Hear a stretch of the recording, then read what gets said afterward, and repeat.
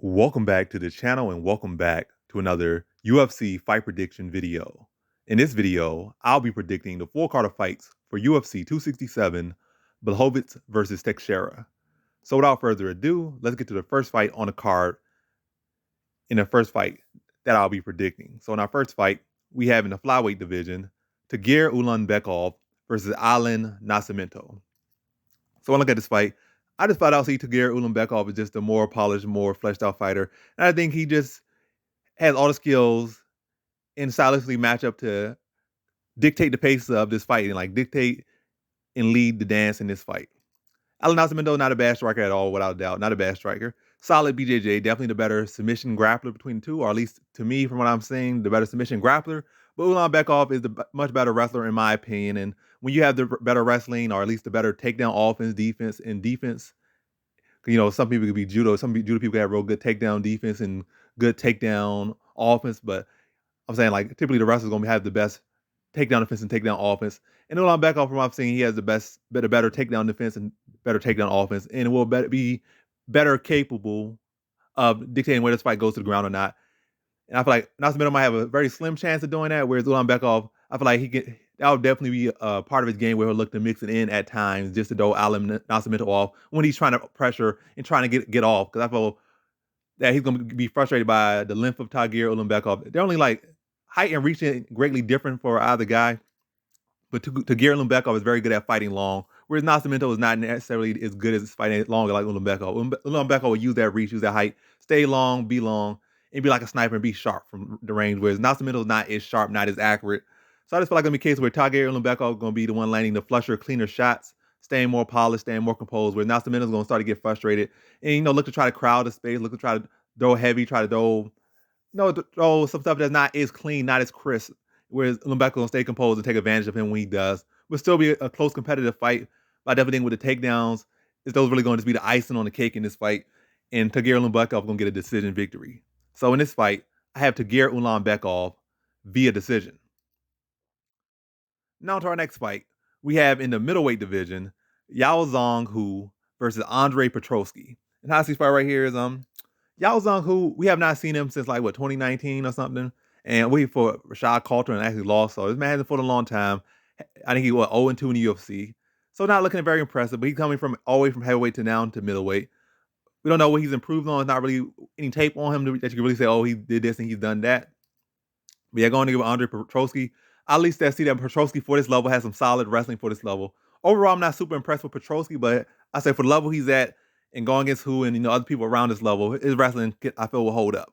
Striking, overall, I feel like he still needs a lot more polishing, but going against a guy like Hu, you know, because I'm not going to judge predict based off stuff I don't know or whatnot. I'm going to predict from what I've seen, and what I've seen from Hu, didn't really have the greatest striking. Matter of fact, his striking was not UFC caliber. Wrestling was not even regional caliber. Grappling, not regional caliber. So a guy that has weakest areas in the grappling, and he's going there with a wrestler. I just see a case where Hu might have a little moments on the feet, nothing significant, nothing really. Matter of fact, I wouldn't call them moments. He's gonna have a little bit of success on the feet, and by little, I'm really mean little. Matter of fact, little might even be an understatement, like scarce, barely in a bit of success on the feet or something. He might land a punch or two, but for the most part, Andre Petroski can be mixing up, probably throw a power shot, get him to cover up, scoop him up, drag him to the ground, beat on him, and win a decision. I don't think Petroski's gonna look super phenomenal in this fight. I definitely don't think Who's gonna look phenomenal in this fight, but I think Petroski's gonna be able to ground out a decision over the bigger man in Who. So in this fight, I have Andre Petroski via decision. Now to our next fight. We have in the featherweight division, Makwan Amirkhani versus Lerone Murphy. And how I see this fight right here between Makwan Amirkhani versus Lerone Murphy is, I think Makwan Amirkhani is a very talented fighter, but I question his durability, and I always question that gas tank, and that's one thing that has always held him back. If this man had a better gas tank, he probably would be the favorite in this fight, probably. But given his track record, given that gas tank, I guess he can't improve it. Maybe he need to do McGregor fast or whatnot. But even McGregor fast ain't working for McGregor, so you shouldn't take that. Maybe he should do some triathlons with the Diaz brothers or something. Maybe that'll give him some cardio or better cardio. By the way, cardio is definitely a questionable for him. And I feel like this area where he will have advantages definitely in the grappling in here. But I feel like ultimately, Lerone Murphy's takedown defense should hold up against Amirkhani. And I definitely think his gas tank should hold up better than Amirkhani. And striking-wise, I would give Lerone Murphy a pretty solid striking advantage, power, speed, technique, strike advantage, all on the feet. I feel like okay, Makwan Amirkhani might look. I'm jumbling his name up, but Makwan Amirkhani might look good through the first round, but he's a known fader, and I'm gonna fade him. I'm gonna pick Lerone Murphy over him. I feel like Amirkhani gonna look good maybe the first round. Maybe the first round. He might get knocked out the first round, to be honest, but he might look good the first round. I'll give him that. He might win the first round, but I feel like he started to fade. Lerone Murphy started to see his takedown, started to stuff it, slam some knees into his body, slam some kicks into his leg, started to bring body shots down, and started to wear on him. And he already gonna start to naturally wilt off and dip off. Is his pattern with him, like a pattern of his.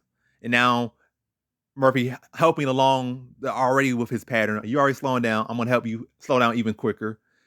Now it's gonna be a case of where he's gonna start to dig into his body as Amirkhani starts to fatigue, starts to telegraph shots, starts to throw laboring punches.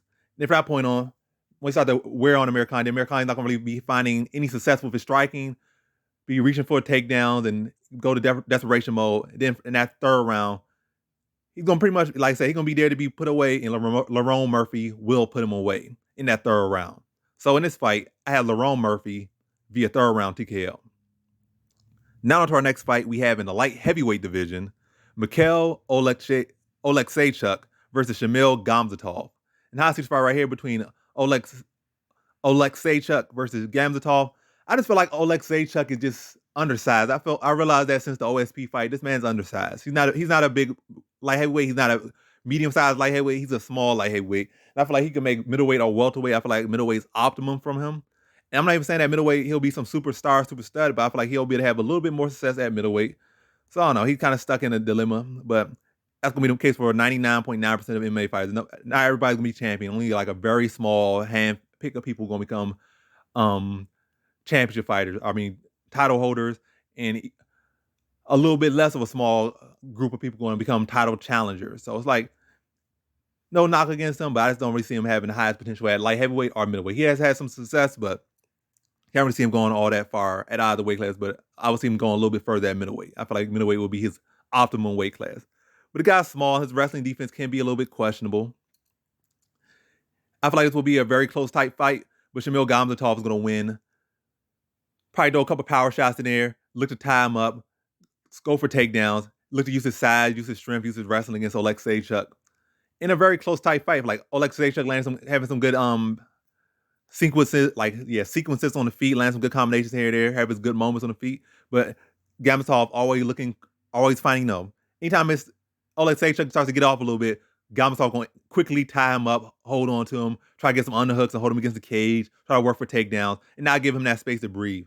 Then maybe respond with like a power shot, anything just to respond. So it's not like a case like he just purely wrestling, but doing just enough to eke out a decision over Oleksiejczuk. Tying him up whenever he starts to get off, or even when he's not getting off. Pressure, clinching, takedown attempts, cage control, and beating Oleksiejczuk to a decision. So in this one, I got Shamil Gamzatov via decision. Now on to our next fight we have in the welterweight division, Elizeu Zaleski dos Santos versus Benoit Saint-Denis. So Benoit Saint-Denis. How's this fight right here is just flat out. I don't know why they're bringing Benoit Saint-Denis in so early. I feel like he still needs a lot more fleshing out. He's very much one-dimensional. Even trying to be kind, the man's one-dimensional to me. He's very much one-dimensional. And it's not like he's Damian Maia. Damian Maia's not even one-dimensional, to be honest. Damian Maia would slide this man. You might make some jokes about Damian Maia. It might be somewhat true or a lot of it true. But Damian Maia does have it within him to slide a lot of people that people will say, oh, they're decent enough strikers. He has enough in him that he would slide some people. Matter of fact, he was smacking around Kobe Covington like in that first round. And I think he smacked a couple other people around. He smacked Chris Weidman around a little bit at points. He had a little bit of success against Anderson, but either way, this is not a video about Damian Maia, or this is not a prediction that really involves Damian Maia necessarily. But all I'm saying is Benoit Saint-Denis' striking really ain't there. He's like a one-dimensional grappler. It's not like Elizeu Zaleski dos Santos is just this guy that has terrible takedown defense and no BJJ, and this like that makes up so he's like a world-class striker, and he has no wrestling defense and he has no grappling defense. So this would make a good style makes fight. But what I'm saying is I see a guy that just the experience just not there for him, and he's in the one-dimensional category very much. And I feel like Zaleski dos Santos can match him in BJJ, might even beat him in BJJ. And at the very least, he can at least address the wrestling in BJJ of Sandhagen. Really, Sandhagen's wrestling trash too. So his grappling's solid. His wrestling and striking almost non-existent. So I would just say Elizu Zaleski dos Santos. I'm gonna call him Elizu Zaleski. They just take off the other half of his name, so I'm gonna call him Elizu Zaleski. But I just think it's gonna be a case where he could definitely address, match, if not beat Sandhagen in his one area in grappling. Then on the feet, I feel like he's gonna be able to see the telegraphs takedowns, batter the legs, batter the body, chop him down, then put him away in the second round. So in this fight, I have Elizu Zaleski via second round TKO.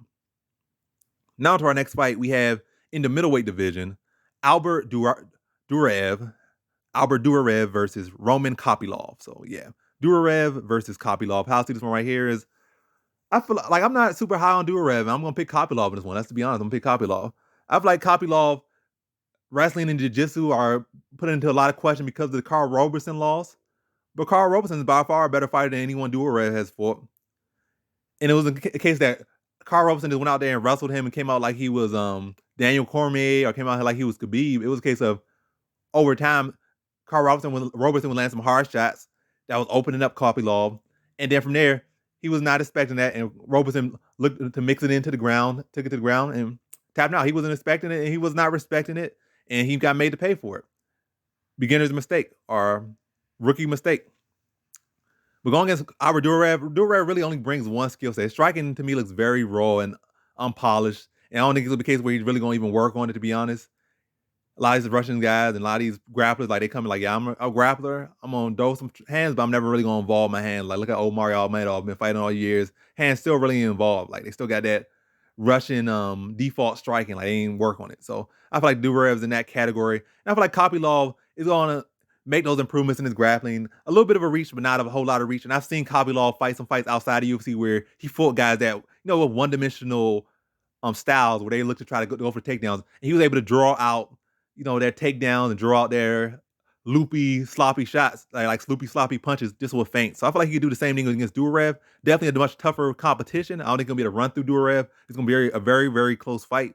But I feel like Kopylov is going to be able to address the wrestling, be able to defend some of these takedowns. But Duraev is going to try to hang on him, hold on him, work for takedowns against the cage. But Kopylov is going to be able to find those spaces and land combinations and land volume. And Duraev is not going to be able to have the success that he wants with his wrestling, and not the consistency of success with his wrestling. He might have his moments where he scored a takedown, might have his moments where he's having control time, but it's never gonna be a case where he's going every single round, getting that 1 or 2 takedowns and getting like 3 minutes of control time and a decent amount of ground and pound and being able to eke out a decision. It's gonna be a case where he might get a takedown, but Kopylov is able to pop up, or he might seemingly have a good opportunity for a takedown, but Kopylov made it, get the underhooks, turn them, circle out, land some combinations. It's gonna be a very tough competitive fight. Both guys having their success, but Kopylov ultimately being the one landing more significant shots, doing more significant damage, and Duraev just simply not doing enough with what he gets. More about control than actual substance. And Kopylov's going to eke out a decision over Duraev.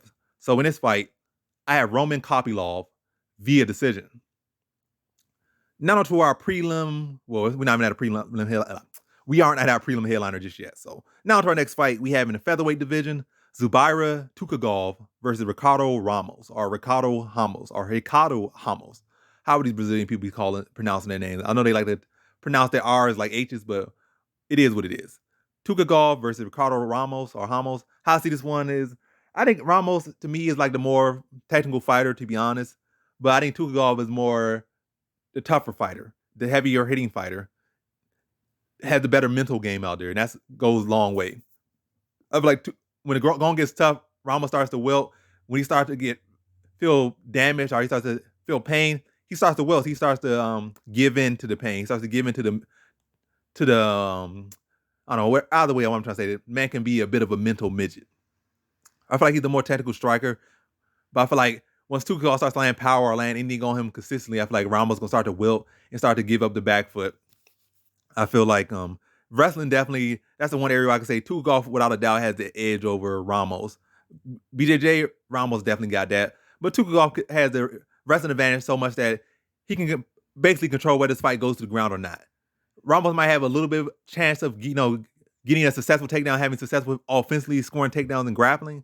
But it's a very small window, whereas Tukhugov, I feel like, will have much more better success going for takedowns he wants. And I feel like it's going to be a very tight matchup, but I feel like once it starts getting tough, Tukhugov is going to start to prevail. Once the fight starts getting tough, it starts getting deep into the fight, I feel like Tukhugov will be the one, like I said, digging deeper, and I feel like Ramos will be the one fading. And I feel like once Tukhugov starts to land on Ramos, once the fight starts to put the pressure on Ramos, and once fatigue starts to set in, the war of attrition, I feel like Tukhugov is going to get stronger in those moments, whereas Ramos is going to start to wilt. And that's going to allow Tukhugov to start to score takedowns, land the heavy shots, or land combinations, start to really let his hands go, start to really chain his takedowns together better. And I see him winning a pretty clear decision over Ramos in this one. So in this fight, I have Zubaira Tukhugov via decision. Now on to our prelim headliner. We have in the women's strawweight division, Amanda Ribas versus Verna Jandiroba. And now I see this one right here. So 10-2 versus 17-2. So she has 7 more wins, 7 more fights. That's pretty nice feather in her cap for Jandiroba. She's a pretty solid fighter. BJJ probably a lean. Maybe I might even say, I'm thinking I'm going to say Jandiroba is the better BJJ practitioner. But ultimately, I feel like their BJJ will ultimately cancel out. It would go down to striking. I feel like Ribas has proven to be the better striker, in my opinion. She has proven to be the better striker. Jandiroba has been more dangerous to an extent. But the thing with Jandiroba is she's just not as active enough with her striking. She, in her last fight, she fought that, I forget the Asian wrestler. I'm not going to dig her name up, but I know who she fought, picked her to beat her and whatnot in similar fashion. I think I picked submission, but she got TKO stoppage due to her arm getting broke from a submission. So either way, right pick on that one. But yeah, she fought a wrestler in her last fight. A short, stocky wrestler that has really zero striking, and it was just a powerhouse wrestler. And at several points, she had her on the feet, and didn't really do a whole lot on the feet. It did not look real great on the feet. Even when the chick literally had her arm broke, Jandiroba did not look good on the feet. She didn't look all that great on the feet. Her grappling looked like killer, but her striking didn't look good. And against Mackenzie Dern on the feet, I feel like that was a fight she should have won. Mackenzie Dern could not get this fight to the ground at all. Jandiroba could.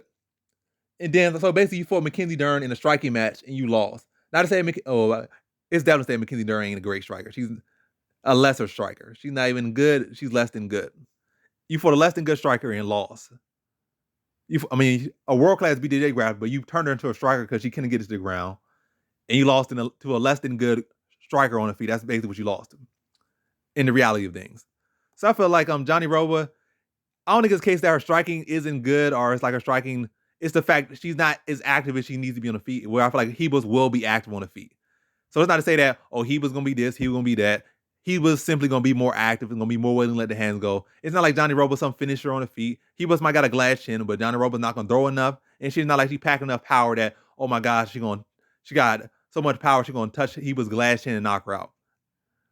Ain't going to be the case. So I feel like it's the case more so that Ribas just going to simply outwork Jandiroba on the feet.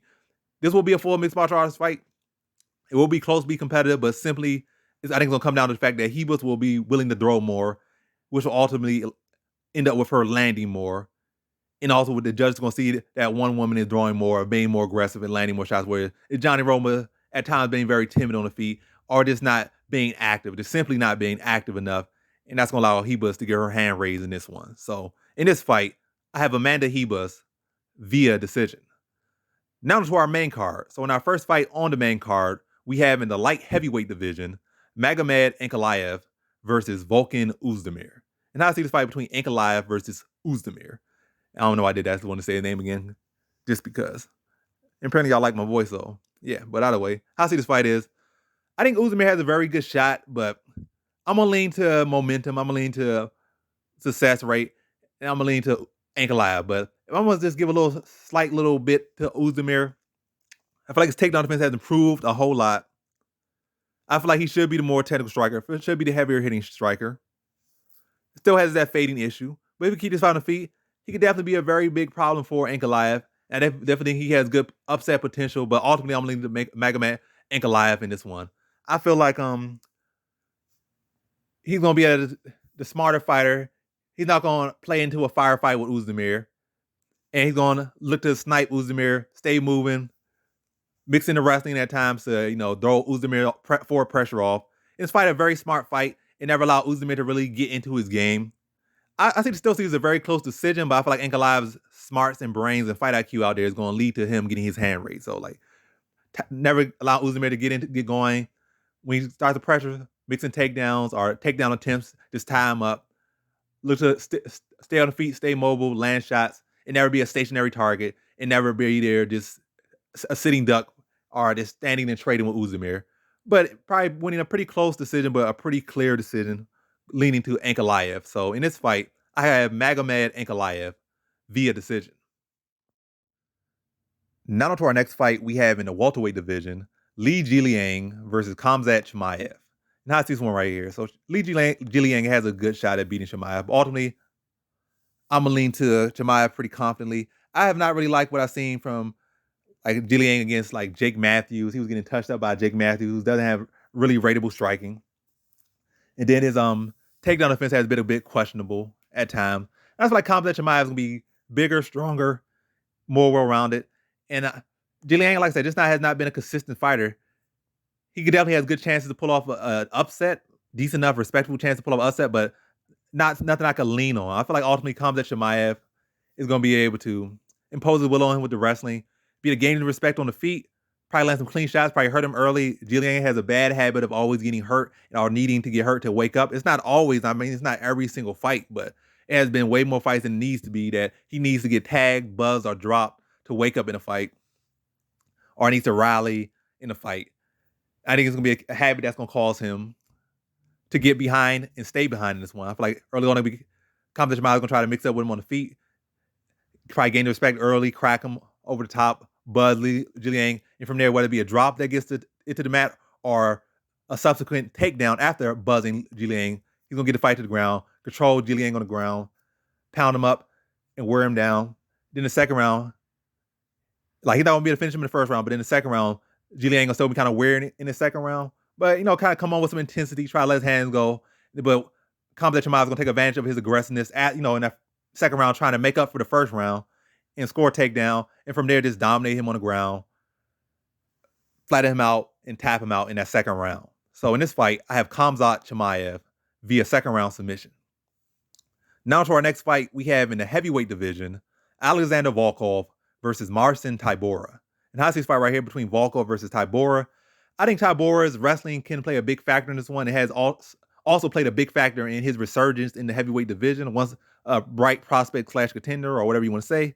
And then ran into adversity, went on a several fight knockout loss streak, and then rebounded heavily due to his wrestling, and now looking better than ever. I think riding a better streak than ever in this division now. So looking well, but ultimately, I feel like Volkov has worked on his wrestling defense, and his wrestling defense has only looked really questionable recently in the Curtis Blaydes fight, and that was against the best wrestler in the division. So I'm not going to hold that too much against him. And I feel like Tybura will be able to have some success with his wrestling, but I don't think it will be consistent. I feel like Volkov will be able to pick him apart from range and touch him up. And I feel like Tybura's chin, even though he hasn't been touched too much lately, I feel like Volkov will remind him of that and be able to hurt him several times on the feet with that length, that reach, and that variety. But I feel like Tybura will be able to use that wrestling as a bit of a crutch early, but ultimately, I don't think he'll be able to find sustained, consistent success with the wrestling. Might be able to get a takedown or two, maybe just one, maybe some cage control time. But once Volkov's able to defend the takedown and circle back out to range and start to land and start to catch Tybura trying to come in square and look for these takedowns, look for these clinches, I feel like Volkov will be able to land clean counters and put Tybura out in the second round. So in this fight, I have Alexander Volkov via second round TKO. Now to our next fight, we have in the lightweight division, Islam Makhachev, or however you want to say the name. So I'm going to call him Islam Makhachev versus Dan Hooker. So I see this one right here. I feel like this is going to go to decision. Makhachev might win the decision. I mean, a stoppage victory might win that spectacular, but I feel like ultimately Dan Hooker's going to be a tough out for him. And Makhachev is going to have to, barely get past him, but do enough to get past him. I don't think he's going to do anything super phenomenal out there against Dan Hooker. I feel like it's more to be a case of just putting a pace on Hooker that's going to cause him to start to fade off. It didn't look to find his success, but early on be a pretty tough matchup. Hooker probably winning the first round, looking real good, looking like he's about to pull off an upset. But then Makhachev's pace and pressure start to wear him down in the second round. He starts to get it to the mat and wear on him in that third round. Just kind of have a tired, fatigued Hooker and just really look to drag him down and wear on him and latch up on him and grind out a decision over Hooker. I feel like it's going to be a very smart fight. He'll do what needs to be done to get past a tough matchup, but it's not going to look spectacular at all. Could be potentially a fun fight. Hooker could put some little surprises in there, like score a couple takedowns. His wrestling offense and defense is very underrated, and I feel like Makhachev might overlook it. And even not overlooking it, Hooker is very crafty with his takedowns. And one of the best fighters in this division, at least early on. As the fight goes on, he starts to fade, but early on, the guy's about as good as you can get in this lightweight division. But I feel like it's a case where Makhachev going to do just enough to get by and eke out a decision over Hooker. So in this one, I have Islam Makhachev via decision. Now on to our next fight. We have in our co-main event in the bantamweight division for the undisputed bantamweight title. Well, not undisputed, the interim, because Aljamain Sterling still got the belt, but technically, well, there's no technically, but Aljamain got the belt. But everybody still believes Petr Yan is the undisputed champion for the most part. But either way, Petr Yan versus Corey Sandhagen for the interim bantamweight title. How I see this one right here is, I think Petr Yan wrestling could play a big factor in this fight. Could potentially, but I'm ultimately not going to lean to his wrestling being a huge factor in this one. I feel like he'll look to mix it in there, but I don't feel like he'll be able to have sustained success, like take him down, get control time, or really work anywhere with submissions. And I feel like that's really not Petr Yan's game to really mix in and grappling too much. He's not really a grapple-heavy fighter. He prefers to strike, and I feel like that would be the case. He might look to score a couple takedowns, but ultimately he's not going to do anything with them, I don't feel. And I feel like this will be a striking matchup. And I feel like Corey Sandhagen will be able to take advantage of some bad tendencies in Petr Yan. Because from the moment I saw Petr Yan, or really maybe like with second or third fight in the UFC, I noticed this guy has a very bad tendency to dip his head. His striking defense isn't super phenomenal at times, and definitely in the category of that tendency to dip his head. And I feel like Corey Sandhagen is about the best guy to take advantage of that bad tendency, and I think he will fully take advantage of that bad tendency. Yeah, we have seen several people take advantage of that tendency from Petr Yan. So several people saw the read for it. Several people have taken advantage of it. We've seen retired 40-year-old favorite come out of retirement and land a stepping knee on him as he dipped his head. We've seen Aldo land probably 3 stepping knees on him. I think a clinch knee on him and like a flying knee on him in that fight. So Aldo hit him with several knees. So one thing that's for sure being said so far is that Yang got a phenomenal chin on him, and he does. If he had an average chin, that man would have been knocked out several times already. But the man has a legendary chin as of right now. And then also Sterling probably landed like 5 or 6 flying knees on him. I think Sterling landed like 2 stepping knees and like 2 flying knees, or maybe like 3 flying knees. But Sterling either way landed several flying knees. So that's a bad habit that leaves you open for uppercuts and leaves you open for flying knees, probably teep kicks too, depending on how, or front kicks, depending on how they're set up or how good they can get their hips up. I think, I say Sterling, I think Sandhagen will be real qualified to land all of those things. I think he can land the uppercut real well on Yan. Definitely can land that flying knee. Definitely can land stepping knees on Petr Yan.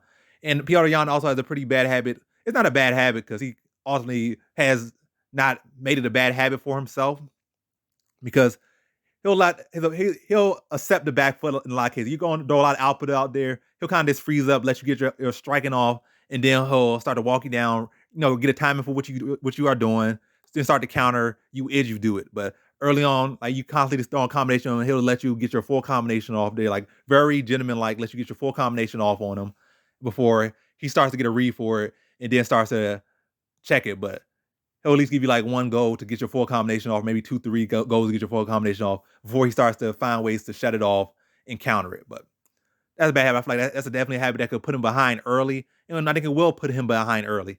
Like I said, I feel like early on the fight, maybe from the jump, Sandhagen's going to land that flying knee, probably land an uppercut, probably land a step knee, probably land all 3 in the very first round, probably under 3 minutes. Because Yan just had that bad habit to dip his head. Then Yan might probably score a brief takedown to get caught with a flying knee, but probably get hurt by it, but do just enough to like hold on and gain his senses back. But now I feel like from that point, Sandhagen will start to mix up and start to draw out openings in Petr Yan, make him feel that notice that bad. I mean, he already knows that bad habit about him. So I feel like you getting caught, and you got to watch tape. You already know you got that bad habit, but sometimes bad habits just don't go away. So then overcompensating for that bad habit is going to open up other stuff. And I feel like Sandhagen's going to be let go on him, land offense, push him back, and really put Petr Yan on the defensive very early in this fight and probably give up that first round. He'll probably have moments in the fight where he lands some clean counters, lands some good power shots. But ultimately, I feel like Sandhagen will be able to easily avoid most of the big shots and be the one landing the flusher shots, being on his toes, and really being out of range for, like I said, the really significant shots that Petr Yan will be looking to land in that first round.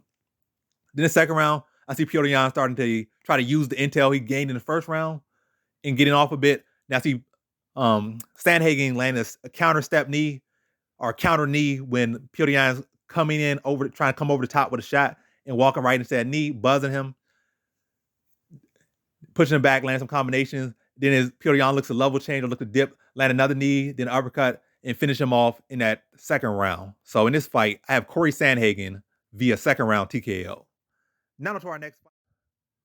Now to our main event.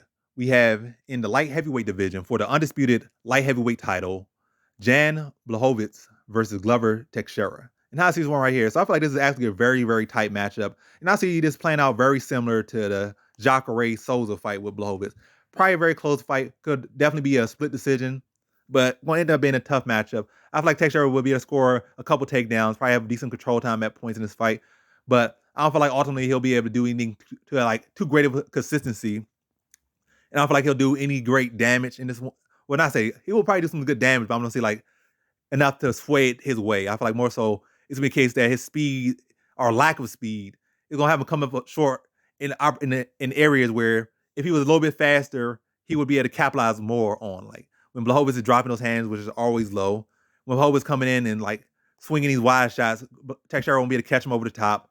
Won't be able to catch him, the catch and counter. Like he'll be coming up short with a lot of these things he's doing. Like he'll have success. He'll be able to crowd the space. He'll be able to score a couple takedowns. But ultimately, Blachowicz, I feel like we had to pop up from like a couple of the takedowns. Then for other ones, I feel like he'll be able to work to his guard and work the standing.